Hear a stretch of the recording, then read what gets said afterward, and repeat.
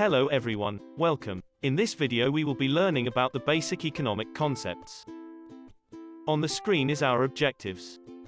As you embark on your study of economics, you will hear the comment that there are as many definitions of economics as there are economists. Here are what some of the great thinkers in this field had to say about the subject matter of economics.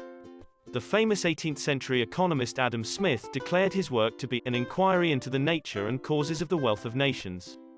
J.S. Mill viewed economics as the practical science of the production and distribution of wealth. Alfred Marshall declared economics to be the study of mankind in the ordinary business of life. He further stated that economics examines action, connected with the attainment of the material requisites of well-being. Modern economists define economics as the study of how man allocates scarce resources, which have alternative uses, to achieve given ends or goals. The following table explains the meaning of economics based on these definitions. Economics is a social science. It is a science because it consists of an organized body of knowledge. Also, economists use a set method of inquiry, called the scientific method, in order to formulate theories and general laws. It is a social science, as it deals with human behavior in society.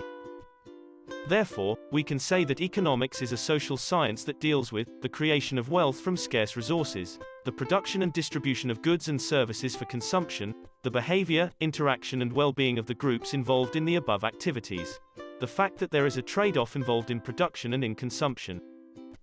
Economics recognizes that resources are scarce. The economy is the mechanism through which these scarce resources are organized to produce goods and services.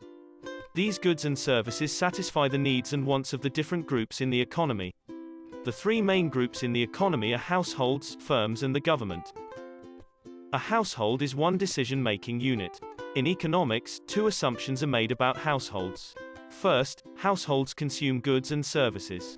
Second, households are the owners of the factors of production.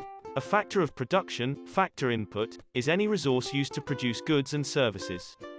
The four factors of production are land, labor, capital and entrepreneurship. A firm is also a decision-making unit. This is the unit that produces goods and services. To produce these goods and services, firms buy factor services from households. The government provides the framework of rules and laws for households and firms to operate within. In some economies, the government is also involved in production.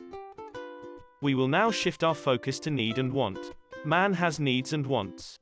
Needs are any goods and services that are essential for life. Wants are goods and services that are desired to improve the quality of life but are not essential. Basic clothing is necessary for life and, as such, is a need. However, a shirt decorated with sequins is not vital to life, as some teenagers would have their parents believe, and is therefore classified as a want. In the economy, individuals, firms and government are involved in the creation of wealth from scarce resources. Firms produce goods and services, and distribute these goods and services to consumers in the domestic market and abroad. Economics is the study of how wealth is created, how these goods and services are produced and distributed, and the behavior and interactions of the three main groups involved. Economics also deals with how the activities of each group affect the welfare of the other groups in the economy. Man's wants are unlimited. If we were all to write down all the goods and services we desire, our lists would be many pages long. However, economic resources are limited, in that there are not enough resources to produce all the goods and services desired. This imbalance between unlimited wants and limited resources is the basic economic problem. It is not possible for each of us to have all the goods and services we want. There is not enough to go around for all of us. Goods and services, and the resources used to produce them, are scarce. They are scarce relative to our demand for them. Therefore, in any given economy, scarcity exists.